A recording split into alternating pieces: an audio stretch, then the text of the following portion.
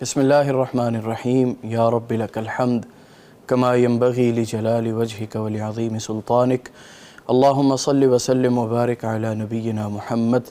آپ دیکھ رہے ہیں پیغام ٹی وی پیغام قرآن سحر ٹرانسمیشن اور میں ہوں آپ کا ہوسٹ حافظ زین العابدین علوی۔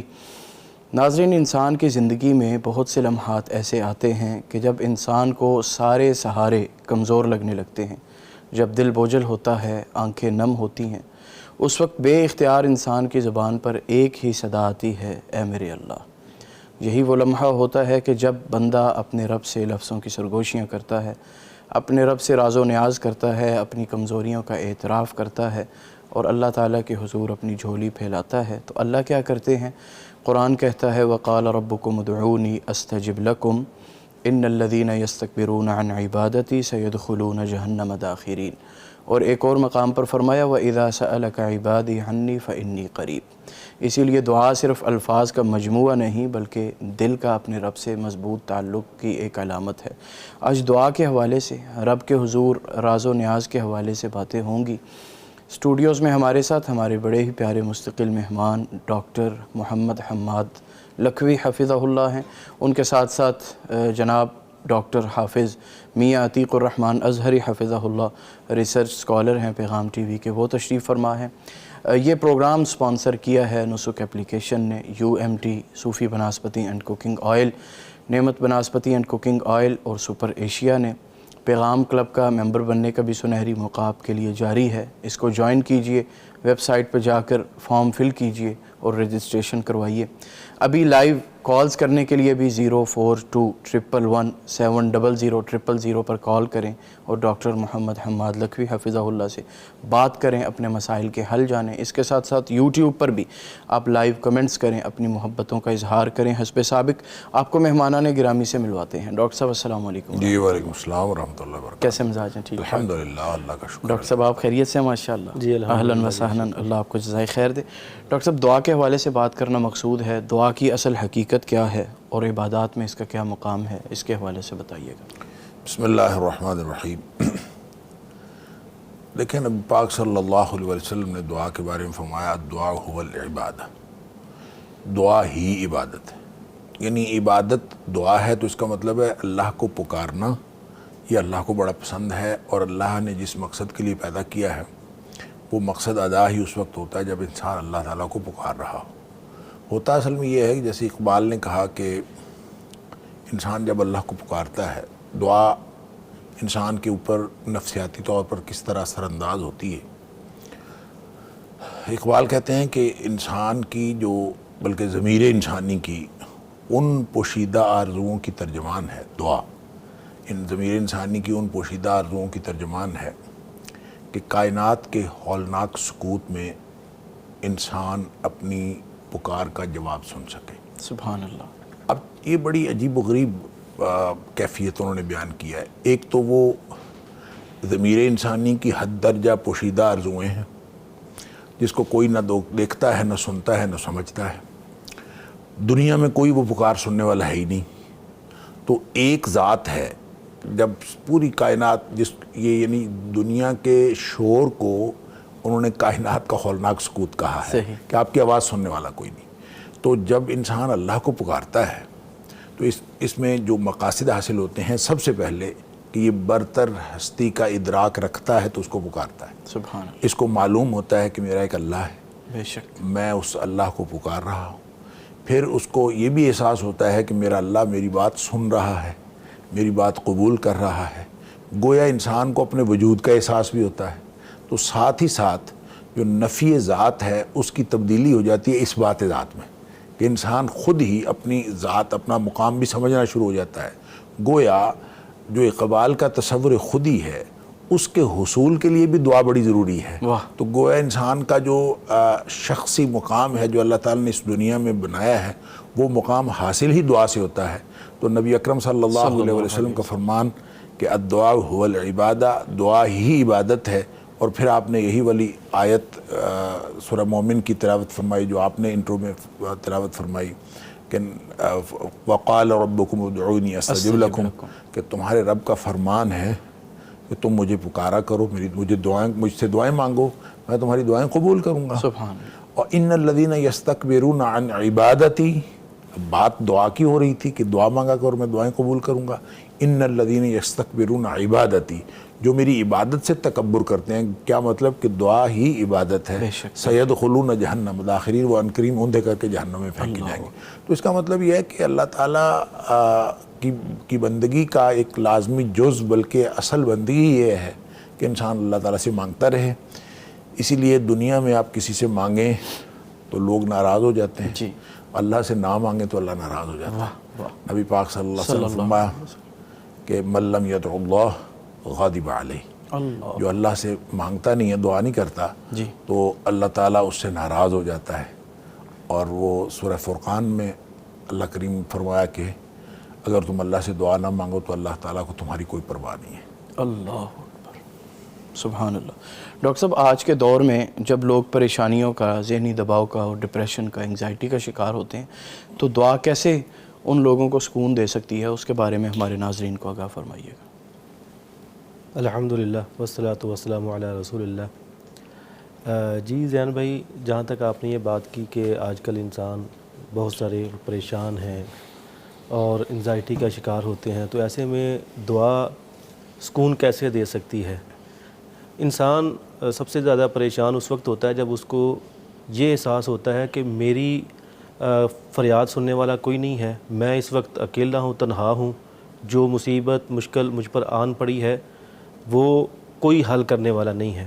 لیکن اگر آپ مومن ہیں، مسلمان ہیں، تو پھر یہ آپ خوش قسمت ہیں کہ آپ کے پاس ایک ایسا در موجود ہے کہ جب ایسی مشکل صورتحال میں آپ گھرے ہوئے ہوں تو اس دوران آپ اللہ کے سامنے جیسے ہی ہاتھ اٹھاتے ہیں تو آپ کو ایک ایسا احساس ہونا شروع ہو جاتا ہے جو آپ کو اطمینان دیتا ہے، اور وہ اطمینان آپ کے دل کو اتنا پاورفل کر دیتا ہے کہ آپ کو اس مصیبت میں جو جھیلنے کی ہمت بھی آ جاتی ہے اور اس سے نکلنے کے راستے بھی معلوم ہو جاتے ہیں. الا بذکر اللہ تطمئن القلوب، یعنی اللہ کو یاد کرنے سے، اللہ کو پکارنے سے دلوں کو سکون ملتا ہے. اور پھر جیسے کہ ابھی ڈاکٹر صاحب بھی فرما رہے تھے کہ دعا ہی عبادت ہے. تو یہ جو دعا ہے، آپ جتنی بھی عبادات دیکھ لیں جو اللہ رب العالمین سے قریب کرتی ہیں، تو ان میں سے اکثر یعنی زیادہ عبادات جو ہیں وہ دعا کے ساتھ جڑی ہیں. مثلا ایک سب سے اہم جو عبادت ہے وہ نماز ہے. وہ قیام اللیل کی صورت میں بھی ہے، وہ 5 نمازیں بھی ہے اس صورت میں بھی ہے، اور یعنی مختلف صورتوں میں. تو اس کا آپ کوئی بھی عمل دیکھ لیجئے، کوئی بھی ایک سے دوسرے یعنی رکن میں آپ شفٹ ہوتے ہیں ایک سے دوسرے عمل میں، تو ہر ایک دعا کے ساتھ جڑا ہوا ہے. پھر انسان کی زندگی دعا کے ساتھ جڑی ہوئی ہے. تو یہ جو دعا ہے یہ انسان کو یعنی جب انسان اللہ کے سامنے یہ ایک پکارتا ہے نا، تو اس کو بڑا ایک احساس تحفظ ہوتا ہے. تو یہ احساس تحفظ اسے مشکل سے نکالتا ہے.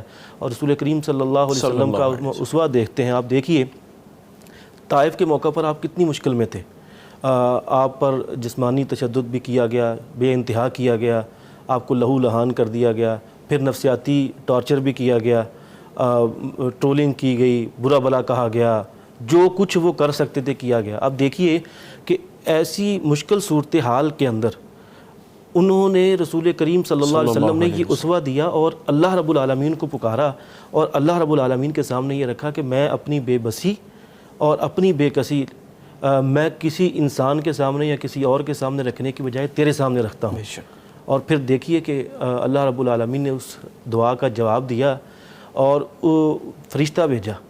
تو اس فرشتے نے آ کے جو ہے وہ اختیار دیا کہ آپ ان کو تباہ کروانا چاہتے ہیں تو وہ بھی ہو سکتا ہے. تو آپ نے کہا کہ اللہ دیکھ رہا ہے، تو پھر اللہ جو ہے وہ اس کو جیسا چاہیں گے ویسا ہوگا.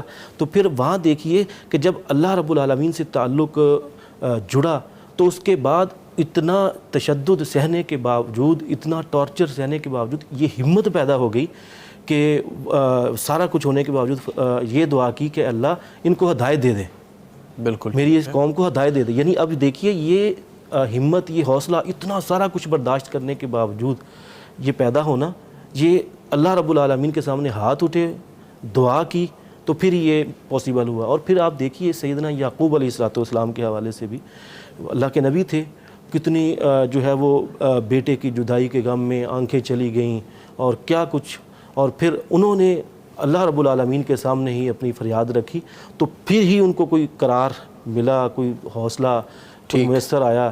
تو یہ ہے کہ جب انسان اللہ کے ساتھ جڑتا ہے، پکارتا ہے، تو انسان کو تو اللہ تعالیٰ اس کا سہارا اور مددگار بن جاتا ہے۔ ڈاکٹر صاحب، دعا کی قبولیت کے حوالے سے قرآن کریم نے بنیادی اصول جو بیان کیے ہیں وہ بھی فرمائیے گا۔ دیکھیں، اللہ کریم نے جب فرما دیا کہ دعا مانگو تو میں دعا قبول کروں گا، تو اس کا مطلب یہ ہوا کہ اللہ کریم نے قبولیت کا اعلان پہلے ہی فرما دیا ہے۔ یعنی دعائیں ابھی کسی نے مانگی نہیں، اللہ نے قبولیت کا اعلان پہلے فرما دیا۔ ادعونی استجب لکم، پھر فرمایا کہ لوگ میرے بارے میں سوال کرتے ہیں کہ وَإِذَا سَأَلَكَ عِبَادِي عَنِّي فَإِنِّي قریب، تو میں بہت ہی قریب ہوں۔ اور قریب کتنا ہوں وہ دوسری کا فرمایا، نحن اقرب الیہ من حبل الورید، شارک سے بھی زیادہ قریب۔ اس کا مطلب ہے کوئی بہت گلا پھاڑ کر چیخنے کی بھی ضرورت نہیں ہے اور بہت بلند آواز سے اللہ کو پکارنے کی بھی ضرورت نہیں ہے، بلکہ آپ اپنے دل میں بیٹھ کے اگر اللہ تعالیٰ کے ساتھ باتیں کریں گے تو اللہ وہ بھی سن لیتا ہے اور اللہ تعالیٰ اس کا بھی جواب دیتا ہے۔ اور یہ بھی فرمایا کہ اسمع دعوت الداعی اذا دعان، کہ میں پکارنے والے کی پکار کو سنتا ہوں۔ اگر وہ یہ فرماتا تو ہمیں بہانہ مل جانا تھا کہ اللہ سنتا تو سب کیا قبول کسی کسی کی کرتا ہے، تو اس نے اعلان ہی یہ فرمایا ہے کہ اجیب دعوت الداعی اذا دعان، میں ہر پکارنے والے کی پکار کو قبول کرتا ہوں جب بھی وہ مجھے پکارے، جس حال میں بھی۔ 2006-07 کی بات ہے شاید، میں گلاسگو میں تھا، تو وہاں انڈیا کے ایک بزرگ آئے ہوئے تھے۔ اچھا۔ تو انہوں نے ایک واقعہ سنایا کہ ہمارے کوئی کسی بستی میں ایک ہندو جوڑا مسلمان ہو گیا، تو وہ مسلمان ہو گئے تو ایک ایسے وقت میں ان کو مصیبت پڑی، نئے نئے مسلمان تھے جی، اور وہ کسی ایسے وقت میں ان کو ان کی بیوی کو بہت زیادہ شدید مسئلہ ہوا کہ نہ ان کے پاس کوئی گاڑی تھی، نہ ان کے پاس کچھ تھا، رات کے 2:30 بجے تھے، تو وہ اب بالکل بے بس ہو گئے۔ تو بے بس ہو کے تو وہ پھر اس کی بیوی نے اس کو بتایا کہ وہ جو تمہارا دوست ہے جس نے ہمیں مسلمان کیا ہے، وہ بتاتا ہے کہ اللہ کو جس وقت بھی پکاریں وہ سن لیتا ہے، یعنی اس وقت دنیا میں تو کوئی سننے والا ہے نہیں، تو اللہ کو پکاریں تو وہ سن لیتا ہے، تو تم اللہ کو پکارو، اس سے بات کرو۔ اللہ اکبر۔ تو کہتے ہیں کہ اس نے پھر اللہ تعالیٰ سے دعا کی، تو پھر فوری طور پر رات کے 2:30 بجے کوئی معجزانہ طور پر اللہ تعالیٰ نے ان کا بندوبست کیا، اور اس قدر یعنی جیسے کہتے ہیں نا ہتھیلی پہ سرسوں جمنا، تو وہ نیا نیا مسلمان جوڑا تھا، تو اللہ تعالیٰ نے دعا تو اللہ تعالیٰ ہر ایک کی قبول کرتا ہے، لیکن ان کو فوری طور پہ قبول کر کے گویا یہ معجزہ بھی دکھانا تھا کہ واقعتاً اللہ تعالیٰ سنتا ہے۔ اور نبی کریم صلی اللہ علیہ وسلم نے فرمایا کہ دعا اس طرح سے کیا کرو کہ انتم موقنون بالاجابہ، کہ تمہیں اس کی قبولیت کا یقین ہو۔ اللہ، یعنی صرف یہ نہیں، اصل میں لوگوں کے ذہنوں میں یہ تصور ہوتا ہے کہ اللہ کی ذات جو ہے وہ ایک شاید تصور ہے کہ ہم اللہ تعالیٰ کو ہم باتیں کرتے ہیں، اللہ تعالیٰ ایک تصور نہیں ہے، اللہ ایک خیال نہیں ہے، اللہ کی ذات ایک ذات ہے، اور اللہ سنتا ہے۔ جب آپ بات کرتے ہیں اللہ سنتا ہے، اللہ جواب دیتا ہے، اللہ قبولیت کا شرف بخشتا ہے، اللہ تعالیٰ بندے کو رسپونڈ کرتا ہے۔ قرآن جو نبی پاک صلی اللہ علیہ وسلم نماز کے بارے میں فرمایا کہ جب انسان الحمدللہ رب العالمین کہتا ہے تو اللہ یہ فرماتا ہے حمیدنی عبدی، گویا پورا مکالمہ اللہ تعالیٰ سے ایسے گفتگو۔ یہ جب تصور ہوتا ہے کہ اللہ تعالیٰ میری سن رہا ہے اور میری پکار کو سن بھی رہا ہے اور جواب بھی دے رہا ہے اور قبول بھی کر رہا ہے، یہ وہ تصور ہے کہ جب قرآن کہتا ہے کہ اس طریقے سے آپ دعا مانگیں، قبولیت دعا کے یقین کے ساتھ۔ اچھا، ایک حدیث کے اندر آتا ہے کہ اللہ تعالیٰ ایسے شخص کی دعا نہیں قبول کرتا کہ جو جلدی میں چاہتا ہے۔ اچھا، صحابہ نے پوچھا جلدی مچانے کا کیا مطلب ہے؟ نبی کریم صلی اللہ علیہ وسلم فرمایا جلدی مچانے کا مطلب یہ ہے کہ یہ کہتا ہے کہ میں دعا کر رہا ہوں، میری دعا قبول ہی نہیں ہو رہی۔ جو یہ کہتا ہے اللہ تعالیٰ اس کی دعا واقعی قبول نہیں کرتا۔ اللہ، اس لیے کہ جب اس کا اعلان ہے کہ میں دعا قبول کرتا ہوں تو مسلمان کو، ایک مومن کو یہ یقین ہونا چاہیے کہ میرا اللہ میری دعا قبول کر رہا ہے اور کوئی دعا ضائع نہیں جا رہی، ہر دعا اللہ کے ہاں قبول ہو رہی ہے۔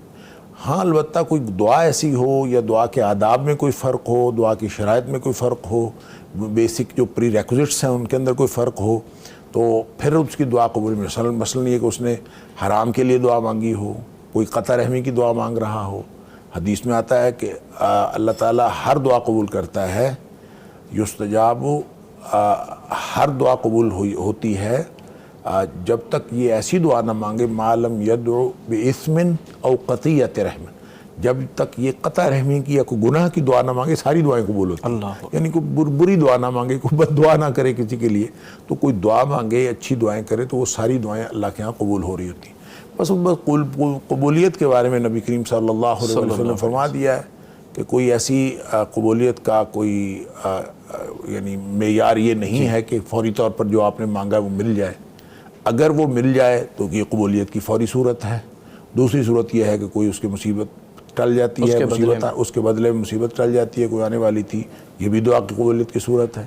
اور تیسری صورت دعا کی قبولیت کی یہ ہے کہ نہ مصیبت ٹلتی ہے اور نہ ہی وہ چیز ملتی ہے جو وہ مانگ رہا ہے، بلکہ اس کا اجر قیامت کے لیے جمع ہو جاتا ہے۔ تو اس کا مطلب ہے کسی بھی صورت میں دعائیں، ایک تو دعائیں بڑی بڑی مانگنی چاہیے، بالکل ٹھیک، اللہ سے بڑی دعائیں مانگنی چاہیے، بڑا کچھ مانگنا چاہیے، اور پھر اس میں شرط نہیں رکھنی چاہیے۔ حدیث میں بھی آتا ہے کہ دعا کے اندر اگر تو چاہتا ہے تو دے دے، اس طرح کی باتیں نہیں کرنی۔ اللہ تعالیٰ سے یقین کے ساتھ اور کلیئرٹی کے ساتھ اور بغیر تخصیص کے اللہ تعالیٰ سے دعا مانگنی چاہیے۔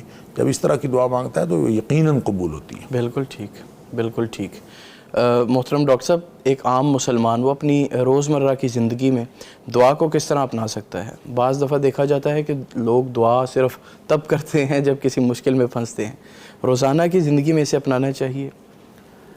جی زین بھائی، دیکھیے کہ انسان ایک صحرا میں ہو، اس کے پاس کمپاس موجود ہو، جی، سمت کا تعین جو اسے دے، لیکن اس کے باوجود وہ اس کو سنبھال کے جیب میں رکھے اور کہے جی کہ یہ میں مشکل وقت میں اس کو جو ہے وہ استعمال کروں گا، اور خود جو ہے وہ مشکل میں پڑا ہوا ہو، تو اس سے بڑا بدبخت کہہ لیں یا یہ سمجھ لیں کہ اس سے بڑا جاہل کون ہو سکتا ہے۔ بالکل صحیح۔ تو ایسے ہی دعا وہ مشکل میں ایک ایسے سمجھیے کہ کمپاس آپ کے جیب میں موجود ہے، صحیح، جب مشکل پیش آئی یا نہیں بھی آئی، آپ جو ہے وہ اس کمپاس سے رہنمائی لیں۔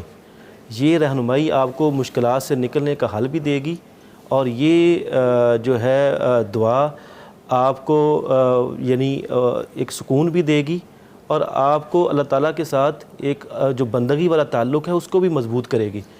اور یہ جو دعا ہے، آپ دیکھیے رسول کریم صلی اللہ علیہ وسلم کے اسوہ حسنہ کو ہم دیکھتے ہیں تو آپ دعا کے حوالے سے اٹھتے بیٹھتے چلتے پھرتے آپ نے ہر ایک اپنی عادت کو دعا کے ساتھ جوڑ دیا تھا۔ اور سیدہ عائشہ صدیقہ رضی اللہ تعالیٰ عنہ، ان سے ایک روایت بھی آتی ہے کہ نبی کریم صلی اللہ علیہ وسلم یذکر اللہ علی کل احیانہ، ہر حال میں اللہ تعالیٰ کو یاد رکھتے تھے، کرتے تھے۔ اور پھر اسی طرح ایک حدیث میں آتا ہے کہ اللہ تعالیٰ کو جو چیز سب سے زیادہ یعنی مکرم ہے، عزت والی ہے، دعا ہے۔ یعنی اللہ تعالیٰ کے ہاں ایک بہت جو ہے وہ جیسے آتا ہے نا ان اکرمکم عند اللہ اتقاکم، کہ اللہ تعالیٰ کے ہاں جو ایک معیار ہے کسی بلندی کا وہ تقوی ہے، ایسے ہی دعا بھی اللہ تعالیٰ کے ہاں ایک بہت یعنی انسان کا معیار سیٹ کر دیتی ہے۔ اور پھر اسی طرح جب انسان روزمرہ کے معاملات میں اٹھنے بیٹھنے جاگنے ہر طرح میں جو ہے وہ دعا کو شامل کرتا ہے تو دعا انسان کی طبیعت میں شامل ہو جاتی ہے، اور پھر وہ جو ایک بندگی کا اور مقصدیت کا جو ہے نا انسان کے ساتھ جڑا ہوا کہ انسان ہر وقت وہ اللہ کا بندہ بن کے رہے اور اس کی زندگی ایک با مقصد ہو، وما خلقت الجن والانس الا لیعبدون کے تحت گزر رہی ہو، تو یہ دعائیں اور دعا یہ اس کے لیے ایک ایسے سمجھیے کہ ایک راہ ہے، ایک مشعل راہ ہے اور ایک راستہ ہے۔ تو اس راستے کو پر چلنا بھی چاہیے اور اس کمپاس کو استعمال کرنا چاہیے، اور مشکل میں ہوں یا نہ ہوں اس کو جو ہے وہ آپ ہر وقت جو ہے اس کو اپنے ہتھیار کے طور پر اپنے پاس رکھیں۔ بالکل ٹھیک ڈاکٹر صاحب، یہی بات جو میں نے محترم میاں عتیق الرحمان صاحب سے کی، لوگ مشکلات میں اللہ تعالیٰ سے مانگتے ہیں مصیبت میں، لیکن جب خوشحالی آتی ہے تو بھول جاتے ہیں۔ قرآن اس کے بارے میں کیا فرماتا ہے؟ دیکھیں نبی اکرم صلی اللہ علیہ وسلم فرمایا، ایک تو جو اہل ایمان ہیں ان کا شیوا یہ ہوتا ہے کہ وہ ہر وقت اللہ کو یاد رکھتے ہیں، اور نبی کریم صلی اللہ علیہ وسلم نے جو موقع بموقع دعائیں سکھائی ہیں وہ اصل میں اللہ تعالیٰ کو ہر وقت یاد رکھنے کے لیے ہی ہیں۔ کون سا موقع جس کے لیے نبی پاک صلی اللہ علیہ وسلم نے دعا نہیں سکھائی؟ گھر سے نکلنے کی دعا، گھر میں داخل ہونے کی دعا، کھانا کھانے کی دعا، کھانا کے بعد کی دعا، سوتے وقت کی دعا، سونے کے بعد کی دعا، گویا ہر وقت اللہ تعالیٰ کو یاد رکھنا ہے، حتیٰ کہ بیت الخلاء میں جانے کی دعا، بیت الخلاء سے باہر آنے کی دعا۔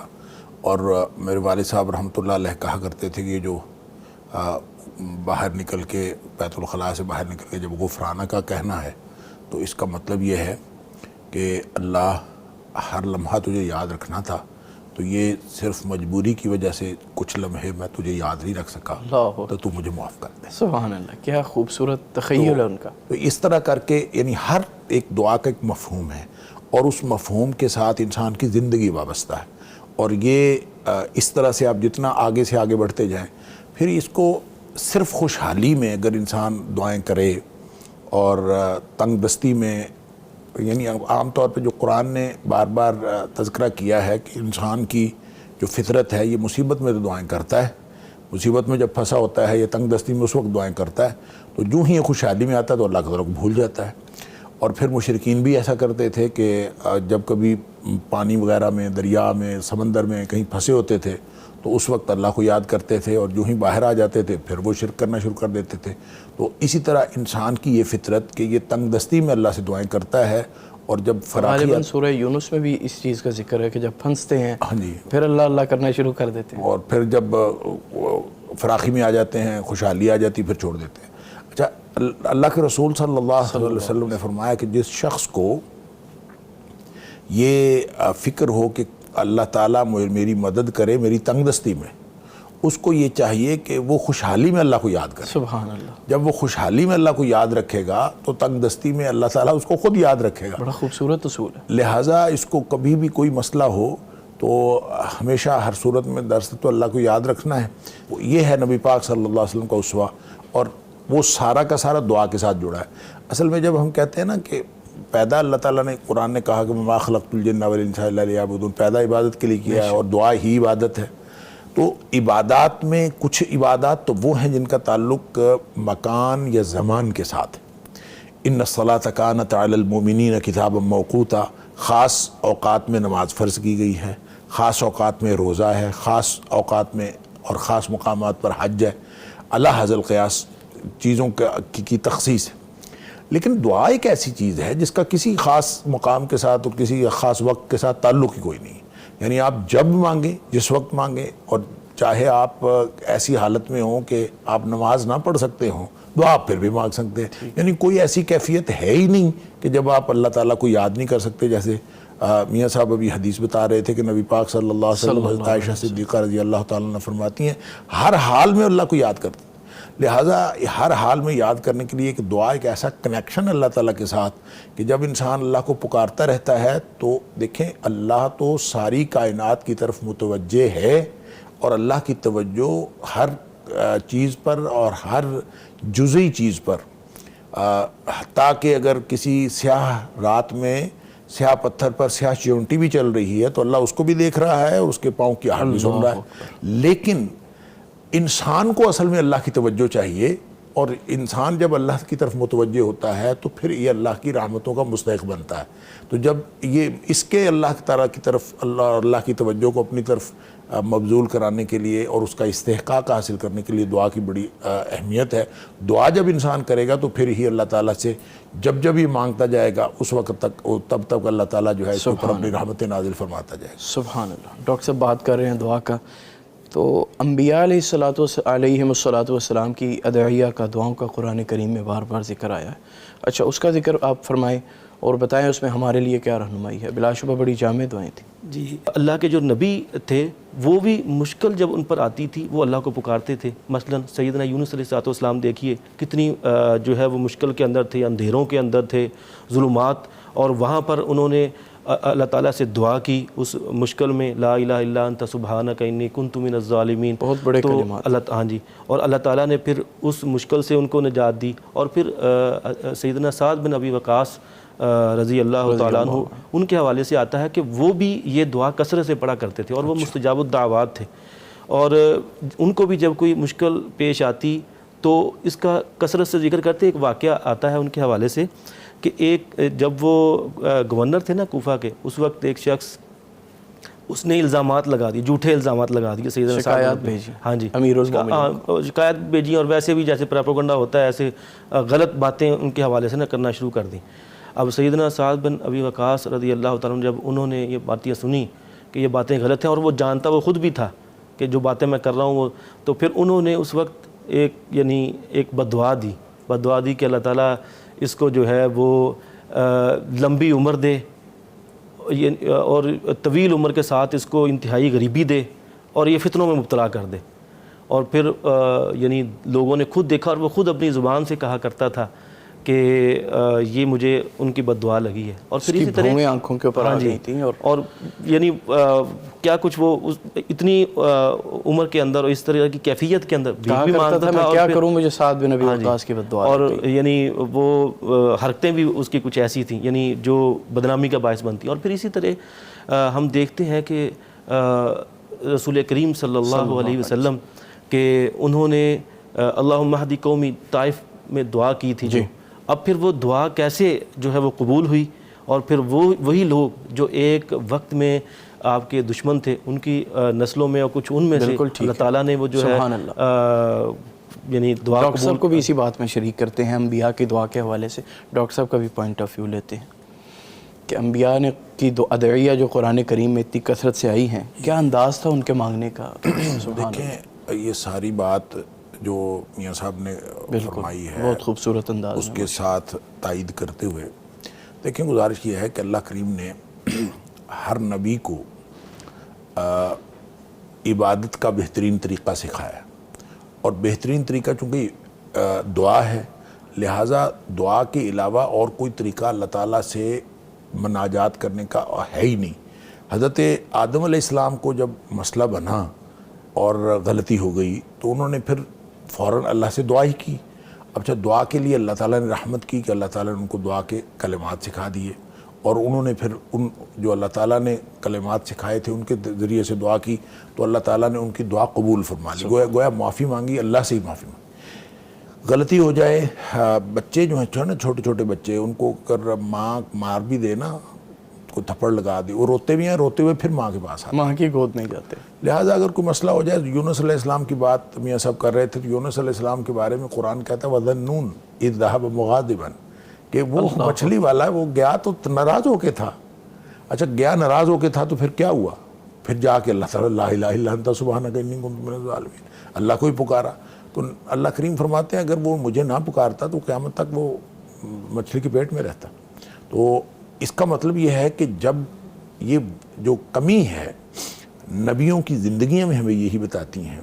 حضرت نوح علیہ السلام نے جو دعا کی ہے کہ 950 سال تبلیغ کرنے کے بعد یہ دعا کی کہ یا اللہ ان کو غرق کر دے, وہ ایسے ہی دعا نہیں کر دی. اللہ تعالیٰ نے بدریہ وہی بتا دیا تھا کہ اب ان سے اور کسی نے مومن نہیں ہونا, اور اللہ تعالیٰ نے اس کا سورہ ہود میں تذکرہ فرما دیا کہ ان میں سے وہی کے ذریعے جب پتہ چل گیا اچھا ان میں مومن نہیں ہونا.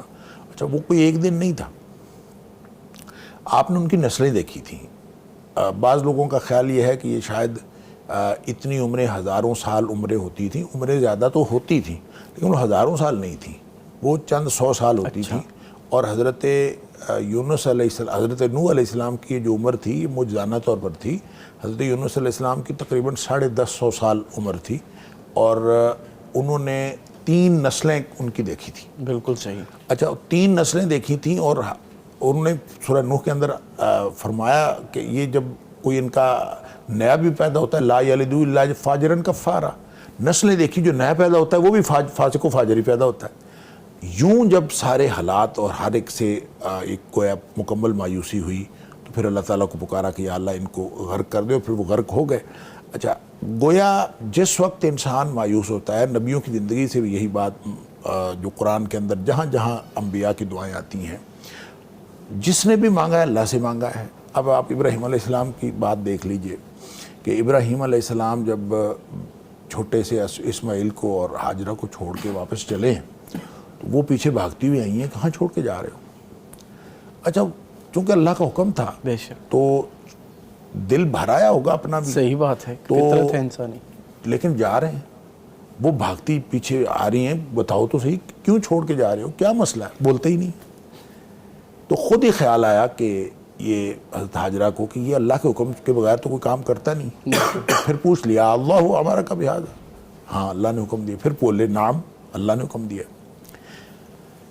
پھر خاموش ہو گئیں, یا یوں سمجھ لیے شیر ہو گئی, اللہ نے قوت عطا فرما دی, جاؤ پھر اذن لا یضیعون, اب ہمیں ضائع نہیں کرے گا. لیکن ابراہیم علیہ السلام وہاں سے نکلے تو ذرا سا وادی سے پہاڑ سے نیچے ذرا سا ہو کے وہاں کھڑے ہو کے دعا کی, اللہ اکبر, اللہ میں یہ ویرانے میں چھوڑ کے جا رہا ہوں, انی اسکنت من ذریتی بواد غیر ذی زرع عند بیتک المحرم. سبحان اللہ. تو وہاں پہ یہ پھر دعا کی ہے.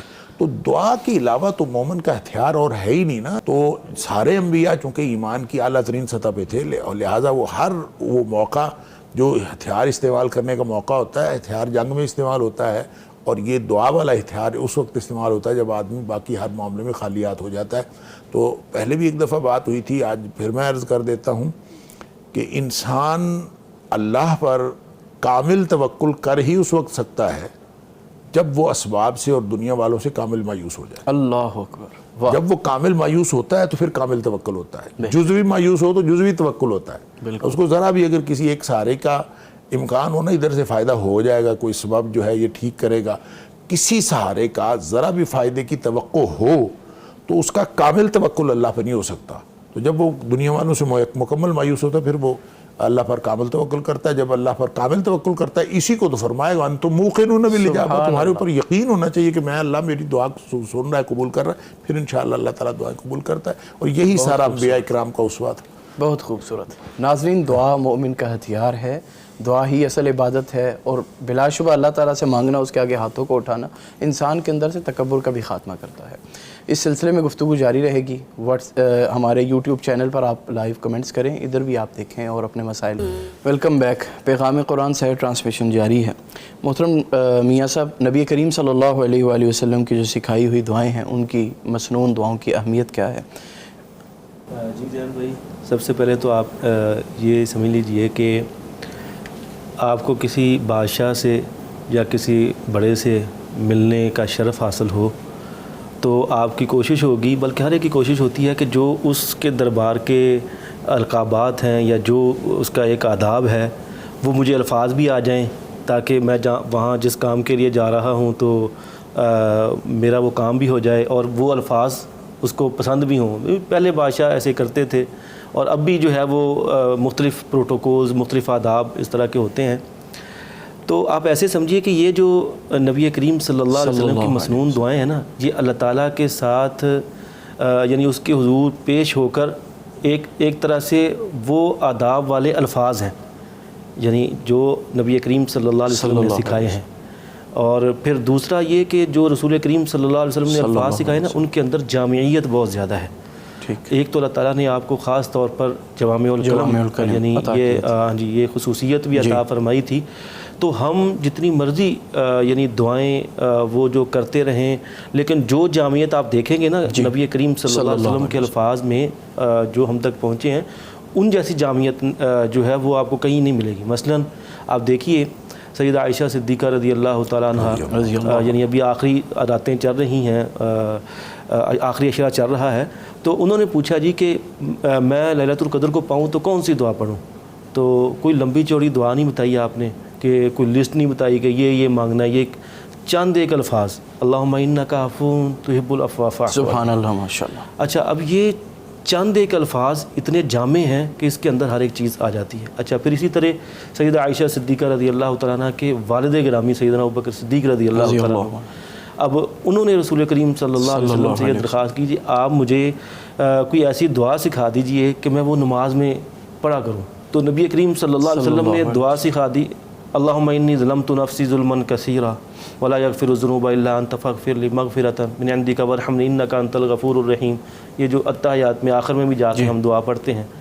اب ایک یعنی چند ایک الفاظ ہیں, ان چند ایک الفاظ کے اندر اللہ تعالیٰ سے معافی, مغفرت اور گناہوں سے دوری, یہ سارا کچھ مانگ لیا. اچھا, اور پھر یہ دعائیں جن سے انسان اللہ کے ساتھ مخاطب ہوتا ہے یا اللہ کے حضور یعنی اپنی ایک التجا یا اپنی درخواست پیش کرتا ہے, تو پھر اللہ رب العالمین ظاہر ہے کہ اس کے دربار کے یہ پسندیدہ الفاظ ہیں جو اس نے رسول کریم صلی اللہ علیہ وسلم کو سکھائیں. اور پھر دوسرا یہ بھی آپ سمجھ لیجئے کہ جو مسنون دعاؤں کے الفاظ آپ بول رہے ہیں، آپ ذرا یہ تصور کیجئے کہ یہی الفاظ رسول کریم صلی اللہ علیہ وسلم کے زبان مبارک سے ادا ہو چکے ہیں.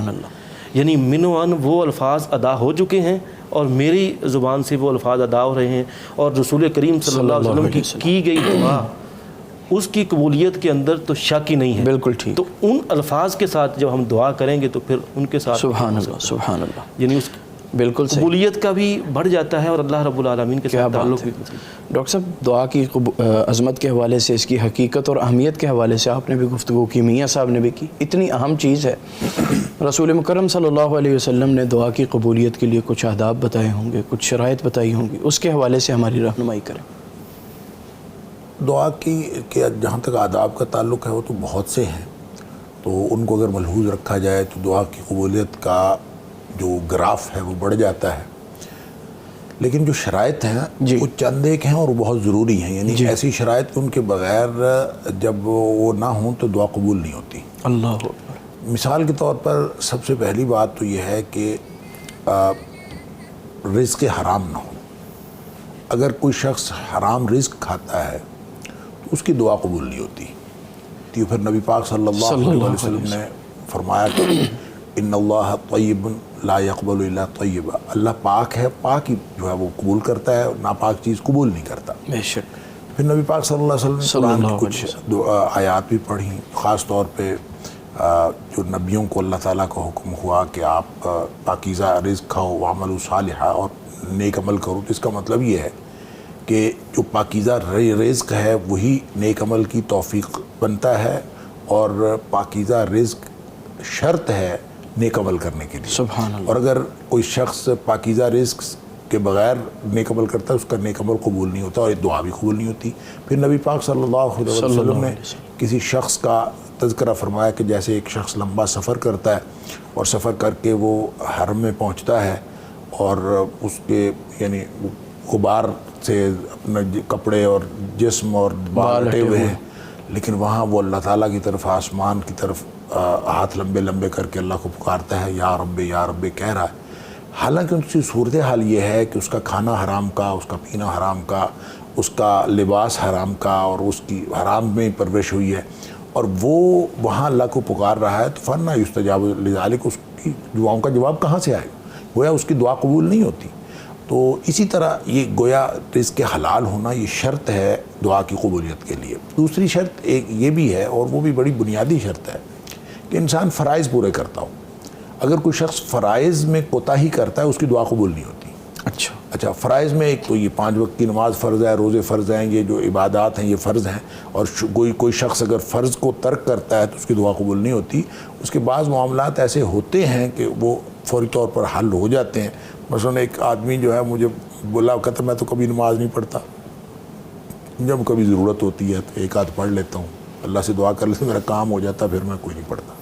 اب جو لوگ اس طرح کرتے ہیں تو کام ان کا ہو جاتا ہے. اللہ تعالیٰ مہلت تو سب کو دیتا ہے، دنیا کافروں کو بھی دیتا ہے، ماننے والوں کو بھی، نہ ماننے والوں کو بھی. لیکن جو دعا کی قبولیت وہ ہے جو انسان کو دنیاوی اور اخروی طور پر فائدہ پہنچائے، وہ دعا صرف اللہ تعالیٰ ان کی قبول کرتا ہے جو فرائض پورے کرتے ہیں. دیکھیں یہ تو بہت ہی بنیادی فرائض ہیں، ان کا میں نے ذکر کیا. ایک فرض مثلا قرآن نے کہا کہ امر بالمعروف اور نہی عن المنکر بھی ہے. نبی اکرم صلی اللہ علیہ وسلم فرمایا نیکی کا حکم دینا اور برائی سے منع کرنا اگر تم چھوڑ دو گے، آپ نے فرمایا لازماً تمہیں نیکی کا حکم دینا پڑے گا، لازماً تمہیں جو ہے وہ برائی سے منع کرنا پڑے گا، اور اگر نہیں کرو گے تو ہو سکتا ہے اللہ تعالیٰ تمہارے اوپر اپنا عذاب بھیج. اللہ. اور جب اللہ تعالیٰ کا عذاب آ جائے گا، اللہ کی سزا یہ ہوگی کہ ثم تدعونہ فلا یستجاب لکم، پھر تم اللہ سے دعائیں کرو گے، اللہ تعالیٰ تمہاری دعائیں قبول نہیں کرے گا. تو اس کا مطلب ہے کہ کسی بھی فرض میں جو کوتاہی ہے وہ پھر انسان کی دعا کی عدم قبولیت کا باعث بن جاتی ہے. اسی طرح جو پہلے بھی میں نے عرض کیا کہ جو دعا مانگ رہا ہے وہ دعا اٹ سیلف اپنی نوعیت کے اعتبار سے حرام اور گناہ نہیں ہونی چاہیے. مطلب قطع رحمی کی دعا نہیں ہونی چاہیے، کسی کو مار دینے کی دعا نہیں ہونی چاہیے، کوئی ایسی دعا گناہ والی کہ آدمی کر رہا ہو، الا یہ کہ کوئی دشمن ہو اور دشمن کے لیے بد دعا کی جائے، یہ ایک اور بات ہے. لیکن عام طور پہ جس دعا کے اندر گناہ کی بات نہیں، اللہ تعالیٰ قبول فرماتا ہے. تو یہ دعا کی وہ بنیادی شرائط ہیں کہ ان کے بغیر تو دعا قبول ہوتی ہی نہیں. رہ گئی آداب کی بات، تو آداب میں دیکھیں پاکیزہ ہو کے انسان دعا کرے، باوضو ہو کے دعا کرے، قبلہ رو ہو کے دعا کرے. نبی پاک صلی اللہ علیہ وسلم عام طور پر قبلہ رو ہو کے دعا کرتے تھے. ویسے تو اللہ تعالیٰ کیا ہے، اینما تکونوا فثم وجہ اللہ، کہ جدھر بھی تم منہ پھیرو گے اللہ تعالیٰ وہاں پہ ہے. لیکن ادب اس کا یہ ہے، یعنی دعا آپ جس طرف بھی منہ کر کے کھڑے بیٹھے ذکر اللہ کا کیا جا سکتا ہے، اللہ کی دعا بھی کی جا سکتی ہے، تو جس طرف منہ کر کے مرضی. لیکن ادب یہ ہے کہ آپ قبلہ رو ہو کے کریں. نبی پاک صلی اللہ علیہ وسلم نے دعا استسقاء فرمائی تو آپ قبلہ رو ہو کے آپ نے فرمائی. اسی طرح جو بدر کے موقع پر نبی کریم صلی اللہ علیہ وسلم نے دعا فرمائی تو آپ نے قبلہ رو ہو کے فرمائی. اور آپ اکثر قبلہ رو ہو کے ہی دعا فرماتے تھے. ایسے نہیں ہے کہ جو لوگ کھڑے ہوئے ہیں ان کی طرف منہ کیا جائے، بلکہ قبلہ رو ہو جایا جائے اور اس طرف. اس لیے ہمیں بھی اہتمام کرنا چاہیے، خاص طور پہ قبر وغیرہ پہ جو دعا کرتے ہیں تو بجائے اس کے کہ وہ قبر کی طرف منہ ہو، ایسی جگہ پہ کھڑے ہو جائیں کہ قبر بھی سامنے ہو اور قبلہ رو ہوں. بالکل. اور قبلہ رو ہو کے دعا کرنی. پھر اسی طرح ہاتھ اٹھانا ہے. نبی کریم صلی اللہ علیہ وسلم ہاتھ اٹھا کے دعا کی جائے تو اللہ تعالیٰ جو ہے وہ بڑا حیا والا ہے، اور اللہ تعالیٰ کسی کا اٹھا ہوا ہاتھ جو ہے اس کو خالی نہیں لوٹاتا.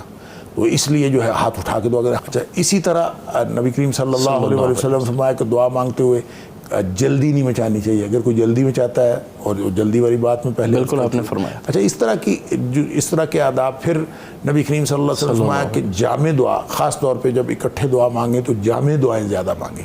انفرادی بھی دعائیں مانگ رہا ہو، جامع دعا. پھر نبی پاک صلی اللہ علیہ وسلم خود دعا جو مانگتے تھے تو آپ اپنی ذات سے پہلے شروع کرتے تھے. نبی پاک صلی اللہ علیہ وسلم کی ذات سے، یعنی جو بھی دعا مانگے، ایسے نہیں ہے کہ لوگوں کے لیے مانگ رہا ہے اپنے لیے مانگ نہیں رہا، اپنے لیے مانگے پھر دوسروں کے لیے مانگے. اسی طرح نبی کریم صلی اللہ علیہ وسلم دعا کو اس میں تکرار کرتے تھے. اما عائشہ صدیقہ رضی اللہ تعالیٰ عنہ فرماتی ہیں کہ تین دفعہ نبی پاک صلی اللہ علیہ وسلم کرر ثلاثاً، تین دفعہ نبی پاک صلی اللہ علیہ وسلم ایک دعا کو دہراتے تھے. تو یہ وہ طریقے ہیں. اور پھر اس کے ادب میں جو سب سے بڑی بات ہے کہ دعا اللہ پر ثنا کے ذریعے شروع کرنی چاہیے، اللہ پر حمد و ثنا کے ذریعے. اور نبی پاک صلی اللہ علیہ وسلم کی حدیث بھی ہے کہ آپ نے فرمایا کہ دعا شروع کرو اللہ پر حمد پڑھو، اللہ کی حمد بیان کرو، پھر اللہ تعالیٰ کی ثنا بیان کرو، اور پھر اس کے بعد نبی پاک صلی اللہ علیہ وسلم فرمایا میرے اوپر درود بھیجو. سبحان اللہ. اچھا، یہ ادب ہے. اچھا، یہ ترتیب ہے. پہلے آپ اللہ کی کے لیے حمد و ثنا کریں، پھر نبی پاک صلی اللہ علیہ وسلم درود بھیجیں. اور نبی کریم صلی اللہ علیہ وسلم فرمایا کہ اگر کوئی میرے اوپر درود نہیں بھیجتا نا تو اس کی دعا معلق ہو جاتی ہے اور وہ جاتی نہیں آسمانوں کو جب تک کل دعا محجوب، یعنی روک لی جاتی ہے دعا جب تک درود نہ پڑھا جائے. جب درود پڑھا جاتا ہے نبی کریم صلی اللہ علیہ وسلم کے اوپر تو دعا کو پر لگ جاتے ہیں، پھر وہ اڑ جاتی ہے اور اللہ کے دربار میں. مطلب دعا جیک ہے. اچھا ہاں، اللہ حضر قیاس کتنے ہی آداب نبی پاک صلی اللہ علیہ وسلم بتائے. اور اس میں یہ جو آپ دعا اصل طریقہ جو ہے وہ جو سورہ فاتحہ ہے نا، یہ اصل میں دعا بھی ہے اور دعا کا طریقہ بھی ہے. سبحان اللہ. اور سورہ فاتحہ میں دعا کا طریقہ کیا بتایا ہے کہ آپ پہلے اللہ تعالیٰ کی حمد و ثنا بیان کریں اور پھر اپنا وفاداری کا حلف دیں کہ اللہ میں تیرا ہوں، ایاک نعبد و ایاک نستعین. پھر مانگ لیں جو مانگنا ہے، اللہ تعالیٰ ہر چیز دے دیتا ہے. اور اسی طرح نبی کریم صلی اللہ علیہ وسلم نے یہ بات بھی فرمائی کہ جب انسان اللہ تعالیٰ سے دعا مانگے تو اعتراف کے ساتھ دعا مانگے. جیسے آپ نے بعض حدیث میں آتا ہے کہ جیسے آدمی کہتا ہے نا اذنبت ذنبا عظیما، اللہ مجھ سے بڑا گناہ ہو گیا. اذنبت ذنبا، اللہ مجھ سے گناہ ہو گیا، یعنی اللہ کے سامنے اعتراف گناہ کر کے مانگنا، اس سے جو ہے دعائیں قبول ہوتی ہیں. یہ بھی ایک دعا کا جو ہے ادب ہے. اور جب یہ آدمی کہتا ہے پھر اپنے نیک اعمال جو ہیں ان کے ذریعے سے اگر آدمی نیک اعمال کا اس میں تذکرہ کر دے کہ یا اللہ میں فلاں نیک عمل کرتا ہوں تو میرے اوپر رحم کر، اللہ فلاں میں نے زندگی تیرے لیے گزاری تو میرے اوپر رحم کر. پھر اللہ تعالیٰ کی جو صفات ہیں، اللہ تعالیٰ کی صفات کو ساتھ شامل کر لے. جو چیز چاہیے، یا اللہ تو رحم کرنے والا ہے میرے اوپر بھی رحم کر دے، یا اللہ تو رزق دینے والا ہے مجھے بھی رزق دے دے، یا اللہ تو لوگوں کے عیبوں پہ پردہ ڈالنے والا ہے میرے عیبوں پہ پردہ ڈال دے، یا اللہ تو دوسروں کو معاف کرنے والا ہے مجھے بھی معاف کر دے. تو للہ الاسماء الحسنى فادعوہ بہا. اللہ حاضر القیاس آپ یہ کوئی چند آداب نہیں ہیں، بلکہ بہت ہی آداب ہیں کہ آپ دعا کو، اپنی دعا کو جتنا زیادہ مرضی خوبصورت بناتے جائیں اور پھر یہ سمجھیں کہ انشاءاللہ اللہ تعالیٰ آپ کی دعا قبول فرما رہا ہے، تو ان سارے آداب کا جتنا زیادہ ملحوظ رکھیں گے اتنی دعا جو ہے وہ زیادہ خوبصورت بہت خوب بہت خوب۔ ناظرین، ڈاکٹر صاحب بڑی ہی ڈیٹیل کے ساتھ دعا کے آداب اور اس کی شرائط پر گفتگو کر رہے تھے۔ دعا کس طرح مانگی جاتی ہے اور دعا کو کس طرح مانگنا چاہیے، کن کن لوگوں کی دعا قبول نہیں ہوتی، یہ ساری گفتگو سن کر ہمیں اپنی اصلاح کرنی چاہیے اور اللہ تعالیٰ سے ہی دعا کرنی چاہیے۔ یہ گفتگو جاری رہے گی، وقت ہے ایک چھوٹی سی بریک کا، ہمارے ساتھ رہیے گا۔ Welcome back. ناظرین، دعا صرف مشکل کا حل نہیں بلکہ ایمان کی علامت ہے، اسی لیے جب بندہ اللہ تعالیٰ سے سچے دل سے مانگتا ہے تو اللہ تعالیٰ اسے کبھی بھی خالی نہیں لوٹاتے۔ گفتگو کو آگے چلاتے ہیں۔